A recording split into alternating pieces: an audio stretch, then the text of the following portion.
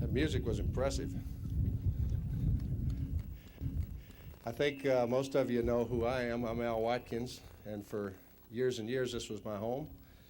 I'm truly delighted to be here on this particular occasion.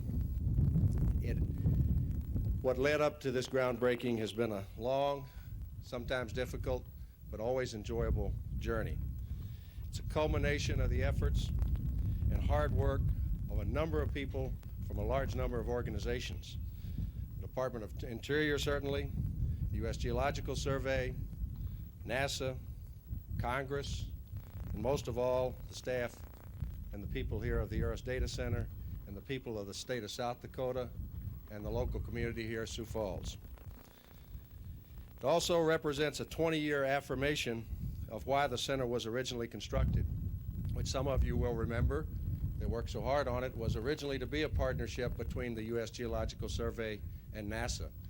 At that point in time, NASA had great plans, as did the whole federal government, for operating an experimental series of satellites to look down at the Earth and receive electronic images and then send them back down to the ground, and they needed a facility where that data could be processed and distributed from.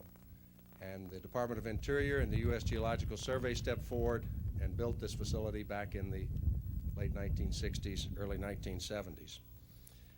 It would not be here in South Dakota, however, if it was not for the very enthusiastic and aggressive support of the people of Sioux Falls and of South Dakota, which I will recognize as we make introductions later. Let me introduce some of the people that are on the podium here who will not speak today, and then I will introduce some of our speakers for brief remarks and have a few words to say about those as we ask them to come forward. On my right, Jim Holderried, who is the president of the Sioux Falls Development Foundation, and Jim has, of course, replaced Roger Hangey. Roger worked very hard all these years and unfortunately died in the tragic accident that took our governor's life a year ago. So Jim, thank you so much for all of your help. Don Lauer already made us late to get out here as he talked down at the luncheon forever, and most of you know Don. And on my left, the director of the Geological Survey, U.S. Geological Survey, Dr. Gordon Eaton, who spoke also downtown, and we're delighted to have Dr. Eaton here. He has been on board as the director of the Geological Survey now for about 9 or 10 weeks, and he got out to see us, which is great here at the data center. I still talk like I live here, by the way, if you haven't noticed that. And on my far left, down at the end, Gil Haugen. Gil, we're delighted that you were successful with the bid for construction of the new $9 million facility. We're just delighted that that went to a local contractor and not some of those Nebraska and Minnesota thieves. I've talked some about how important the state was to the center being here in the first place, and I can tell you for the 18 years that I served here as director of the data center that without the support of all of the governors of the state and all of the politicians of the state, that we would never have made it. I'd like to ask the Lieutenant Governor, Steve Kirby, who is also a good close friend of mine, to come forward and say just a few words. Steve.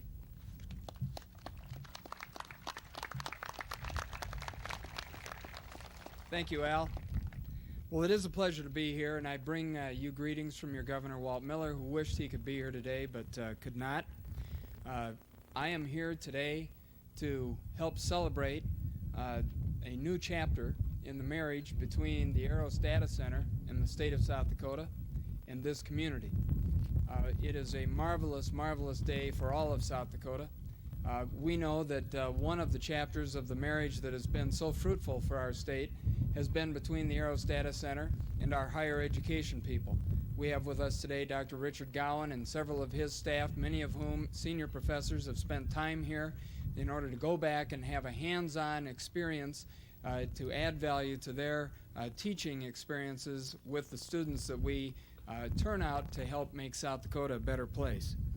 But it was a little more than 20 years ago that a few men did the extraordinary, a few men and women.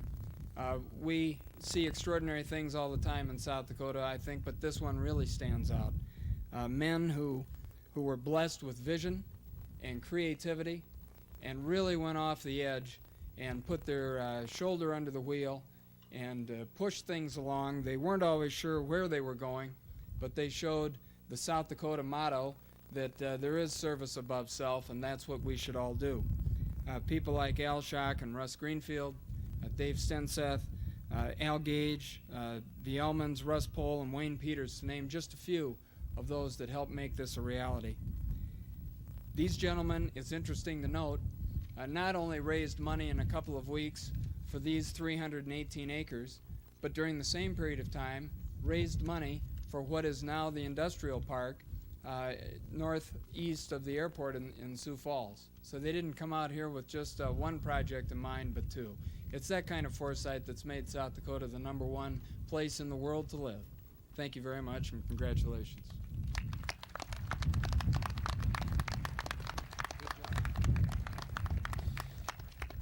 Thank you, Steve, and I wish you luck in the next few weeks. The next person I would like to introduce for a few remarks is Senator Larry Pressler. Let me say just a few words first.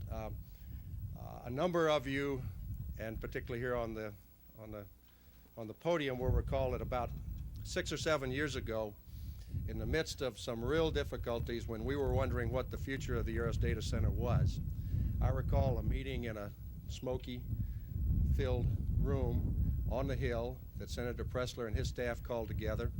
And he called in John Knaus, who was then the administrator of NOAA, Undersecretary of the Department of Commerce, and the Associate Administrator of NASA, and our then director, and an Undersecretary of Interior.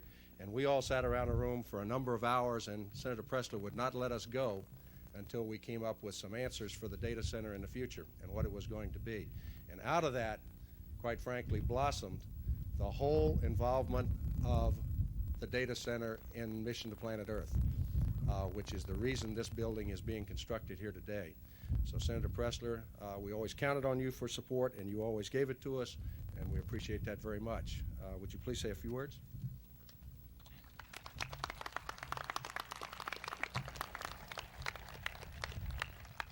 Thank you for those kind remarks. It takes a bipartisan effort on the part of Senator Daschle and Congressman Johnson and myself working on these problems. I've been very privileged to be on the Commerce, Science, and Transportation Committee, of which the Science Subcommittee does NASA and projects such as this. And in fact, Al Watkins has been a real mentor in the sense that his daughter has been on my staff, and she would always come up with these great ideas for EROS somehow. And I would say, well, I didn't know you were so scientific. She said, well, I spent a lot of time in the library last night. But anyway, I was very glad to have Al's input. And let me say that it's a great day for South Dakota because we want very much and are a part of NASA. The UN flag is flying here alongside the United States flag. The NASA flag flies here. This will be on the information superhighway with fiber optics cable. Students can access pictures, or counties can, or Indian reservations, or whoever needs it. We have people in our audience who do economic development work in Africa that need these pictures. I just have completed a 10-county tour in South Dakota, and we're in many small towns where they want to be on the informational highway, but that's all tied in here. I know our universities and colleges benefit from this. I recall being here 20 years ago in 1974, and we had the original groundbreaking, and Senator Milton Young was here from North Dakota, who since passed away. But Milt had pinch hit when Carl Munt was sick to get this, and I know there are a lot of people, Al Schock and lots of others, who were here that day in 1974. That was a long time ago. And but it's very important to South Dakota, very important to our nation and to our world, because here we have an institution that is part of the United Nations, part of NASA, and part of the future of our country. Thank you very much.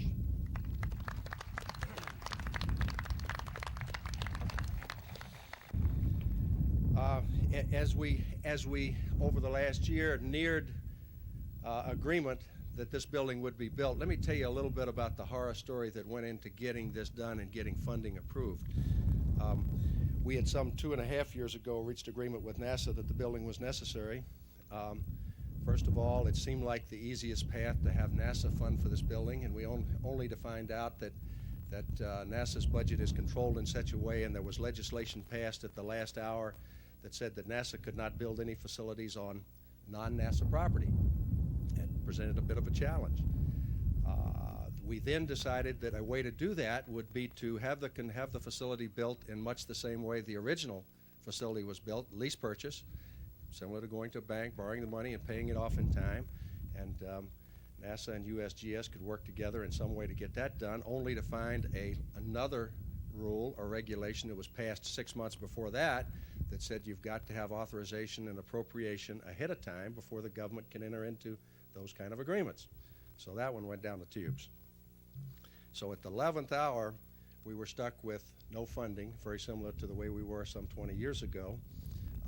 And the USGS was willing to pursue the issue, but did not have a congressional committee approval to move on that funding. And in a very bipartisan way, our congressional delegation, and particularly Senator Tom Daschle, went directly to the President and went directly to the Director of the Office of Management and Budget, and at the 11th hour got funds freed up, some $9 million, to see that the building was constructed. So Tom, thank you very much, and could you say a few words, please? Thank you very much, Alan. This indeed is a glorious day. I want to congratulate the U.S. Geological Survey, NASA, our fantastic Sioux Falls Development Foundation, the state of South Dakota, and all of those responsible for bringing us to this point. We're told all through life that information is power. If that is true, then we may be involved in one of the most powerful enterprises ever to present itself to the state of South Dakota. Power to improve our environment, power to find new energy sources, power to ensure that in agriculture we can find the resources, the wherewithal environmentally that we need to continue to produce for all mankind. Power for a vision for the future in all that we do in managing the global enterprises that exist today. So it is indeed a very glorious time. That dish is our connection to the world, and with that connection gives us opportunities worldwide to provide services that 20 years ago would not have seemed possible. We stand today recognizing the potential, recognizing the vision, but there can be no power if there is no partnership. And the partnership with the congressional delegation, with the state of South Dakota, with Sioux Falls Development Foundation, with governmental officials and NASA and the EROS Data Center give me optimism that this may just be the beginning. There will be even bigger and better things to come thanks to the vision demonstrated in this great day. Thank you all very much.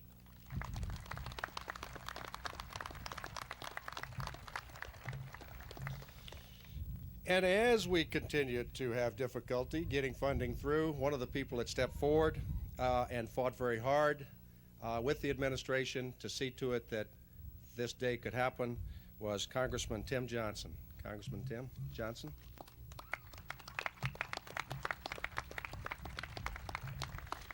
Well, thank you, Al. I appreciate the opportunity and the effort of the Sioux Falls Development Foundation, as well as EROS and all the personnel and staff of EROS, and hosting this celebration today, a culmination of a lot of work on the part of a tremendous number of people. I want to say welcome as well to the personnel from the United States Geological Survey and from NASA, as well as the various academicians and corporate leaders that we have in the crowd here today joining us here in South Dakota. It's a glorious day in South Dakota, a little bit of that typical South Dakota breeze. I had to chuckle a little bit coming up the drive as we drove past the impressive international array of flags coming up the road. And I noticed at the very crest of the hill in the cemetery there, along with the American flag, was the Norwegian flag, prominent of all. And so you are in eastern South Dakota when you visit us here. And Gil, no wonder you won the bid when you can build this project with horses. I think it's symptomatic of creative bidding. But I can't think of anything more appropriate that we break ground today with the horses and the single bottom plow, a reflection of how far we've come here in the Great Plains as we've diversified our economy and as we enter this scientific age with EROS leading the way, a tremendous enhancement for the scientific research available to us at all of our academic institutions in South Dakota. We're going to see the development of this facility, which not only will continue to build on the premier role that EROS plays as the site of the distribution and housing of the archives of satellite data, but to play a constructive role as well with the Landsat remote sensing archives in the use of the new Landsat 7 satellite to be launched several years from now. So the future is here. It's with us at EROS here in South Dakota. It's going to provide another 150 high-tech jobs here for the Sioux Falls region. It's a wonderful development for South Dakota, for all of our opportunities here in our part of the country. But more than that, it's an enormous opportunity for the development of science and the utilization of our scientific knowledge for the nation as a whole. So as South Dakotans, but more importantly as Americans, we're immensely proud of what has transpired here and what future we have here at the EROS Data Center. Thank you and congratulations to everybody for making this a possibility today.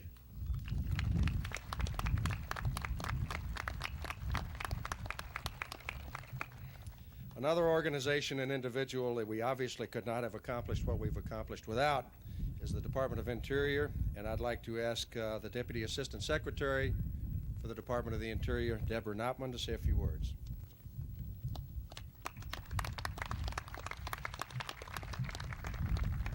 Good afternoon. It's a pleasure to be here. This is a day of firsts for me. First time in Sioux Falls, first time at EROS Data Center, first groundbreaking ceremony. But it's also a day that brings together people, projects, and activities that the Department of the Interior and I, at the department, have been involved in for years. I should say that I'm a former hydrologist with the U.S. Geological Survey, so this means a lot to me personally.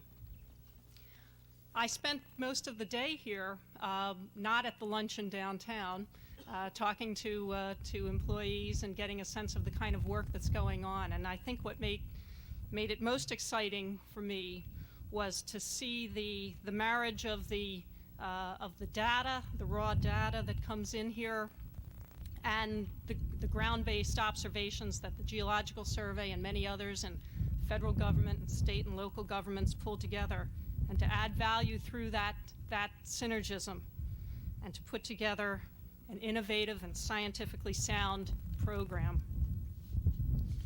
I think the work that goes on here at EDC is really an example of the good science and the improved resource management that Secretary Babbitt and this administration strives to achieve.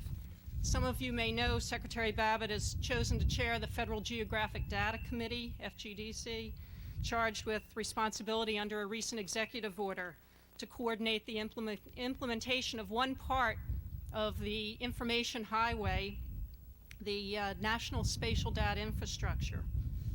And most of those of us working in this field recognize the extraordinary opportunity we have now with an interested and highly motivated member of the cabinet to make real progress over the next several years to advance the cause of enlightened spatial data collection and management through data standards, clearinghouse, and a framework database. That's the kind of thing that's going on here. I think it's worth noting what the vision is for the EROS Data Center. It reads, "We're stewards of land remote sensing and associated data, advancing the availability and applicability of these data for scientific and land management users worldwide.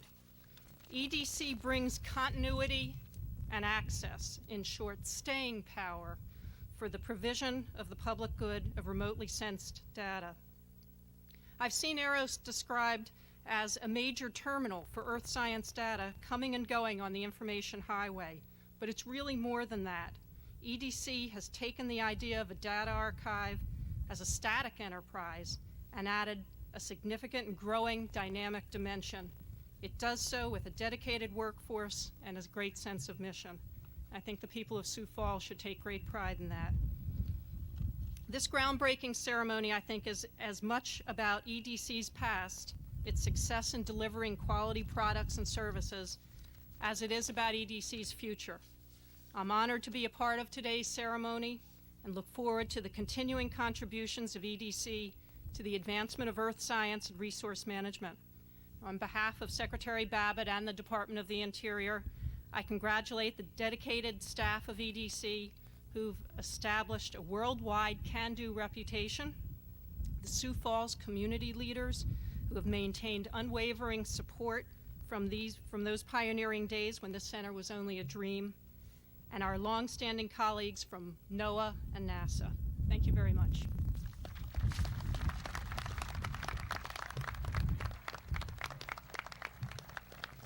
Thank you, Deborah. Okay, and now a few words from the individual in the organization that are going to help us pay for this operation, NASA. And I'd like to introduce the Director of Information Systems Division for Mission to Planet Earth, Dr. Dixon Butler.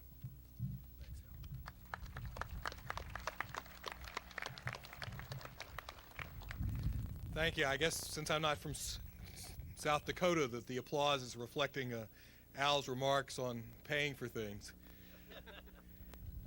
NASA's overjoyed to be here today to work hand in glove with the Department of the Interior and the U.S. Geological Survey. Before I go on and say a few remarks about our vision for what's going to go on here and a few other things, first of all, I'd have to say thanks from those of us in Washington for South Dakota loaning us Al Watkins, because he's done an incredible job here, and he does an incredible job back in Washington.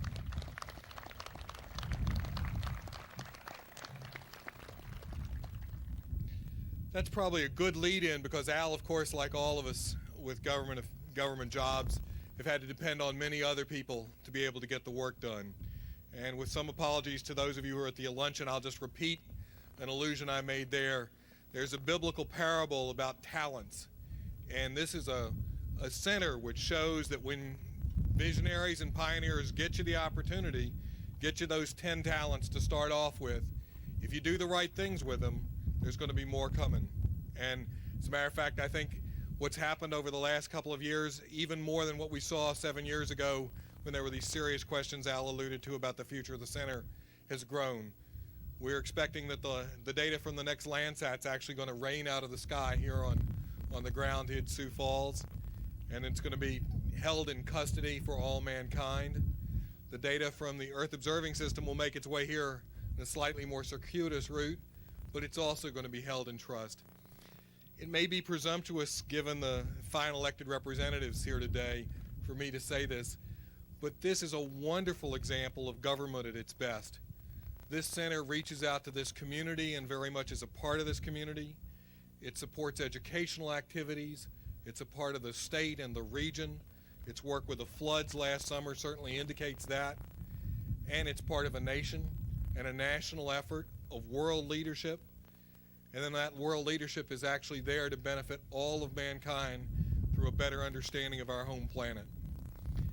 Now that's part of it, but there's another part of it, and it's a theme from this administration. The data that's here really is a two-edged sword, but both edges are very good. We have fears about the future of our environment, where our world's going to, where development is taking us. We're intending with the Earth Observing System and NASA's Mission to Planet Earth and the related activities across the U.S. government, and actually with a number of international partners, to basically get so we can really see out the front of the bus and see where we're going, to see where we're taking ourselves on an environmental basis, regionally and globally. Now, the future isn't just one of fears, it's also one of incredible opportunities. And the same data that's going to help us understand the environment is also going to help us make good economic decisions and know how to target our investments.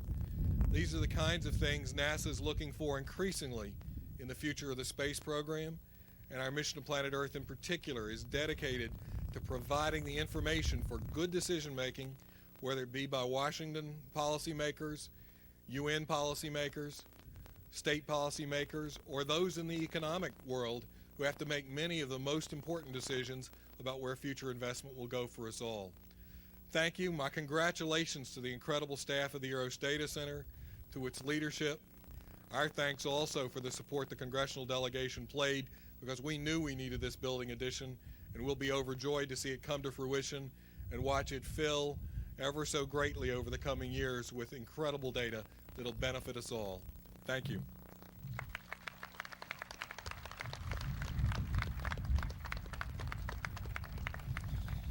Okay, now we get to have some fun.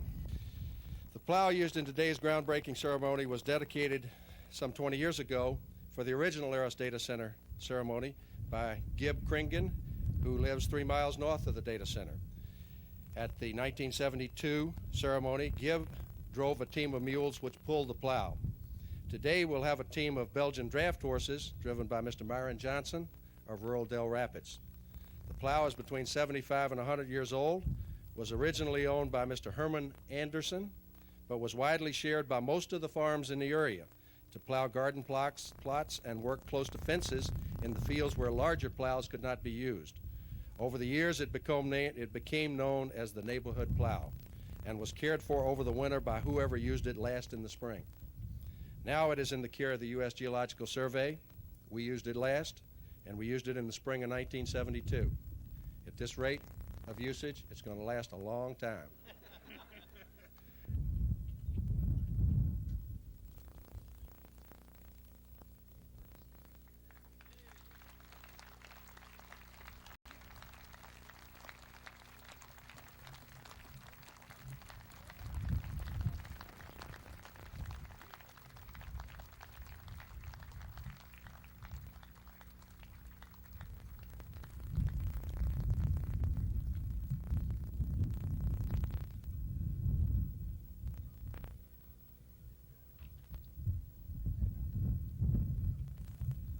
Well, I don't know what they are, but they're damn big. We've got a reception inside now in a couple of different locations, and we'd sure like for all of you that possibly can to stick around just for a little while. Come inside the building. I think there's some refreshments. There's some exhibits in there that you might be interested in seeing. I have really enjoyed being your Master of Ceremonies, and thank you so very, very much for coming out and sharing this day with us.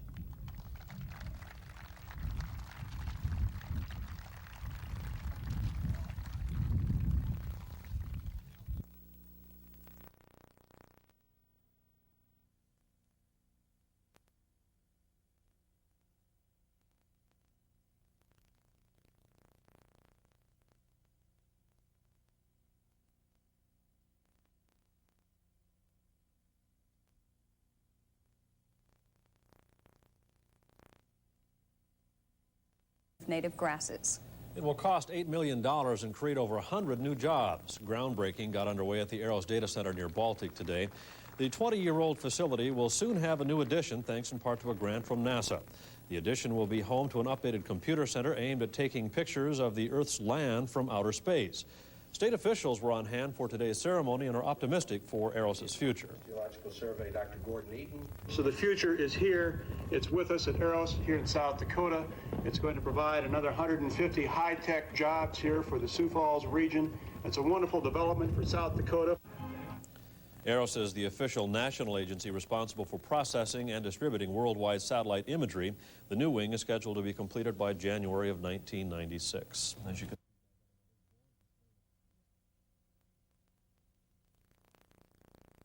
The EROS Data Center near Garrettson will soon be expanding. More than 100 jobs will also be created upon completion of an advanced computer center designed to interpret satellite images. As Joe Marcus reports tonight, it's the facility's first expansion in its 20-year history. I don't know. Believe it or not, these two Percher and geldings are the beginning of a new chapter in the aerospace industry. They hold a nearly 100-year-old plow, signifying the official groundbreaking of a 65,000-square-foot addition to the EROS Data Center in Baltic. The future wing will be home to brand-new computers which gather data about the Earth's landmass. It'll eventually be put to use in future satellite missions orchestrated by NASA. This is part of Mission to Planet Earth, so we can better understand the processes that drive global climate change and other Earth processes. EROS, which stands for Earth Resources Observation Systems, has the responsibility of gathering and processing satellite pictures taken in space and sending them around the world. Unlike a lot of satellite imagery that focuses on weather patterns and cloud cover, EROS data center satellites tend to shoot in between the clouds to get some pretty decent snapshots of land masses throughout the world. The new wing will be built adjacent to the 20-year-old facility. Company officials look forward to moving into it soon. And within this new addition to our data center, we are going to put in what we call a very advanced computer center that can receive that data, process it, then we'll put it into archives, and then we'll distribute it to scientists around the world. The addition is slated to cost $8 million, in part funded by NASA. It's scheduled for completion in January of 1996. Joe Marcus, Eyewitness News, Baltic.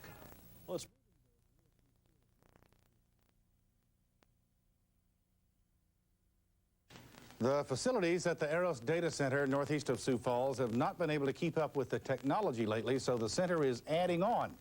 The Special Observation Satellite Center broke ground today with a 75-year-old plow and a team of Belgian horses, marking the beginning of a 65,000 square foot addition to the facility that will serve as an archive and house new equipment that will receive information for the National Geological Survey and NASA at a much higher rate than present.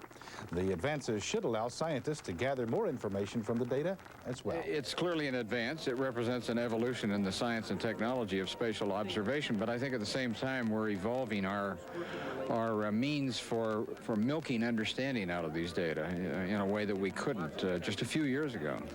The EROS expansion will mean some additional 150 jobs at the center. EROS Director Dr. Gordon Eaton says this addition is most likely the first, and we can expect further growth later on. That's good news in several ways of looking at it.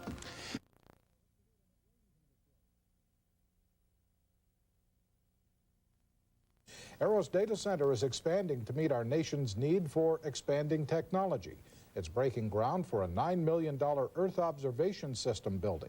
It'll collect information for NASA on the Earth's land masses. And this one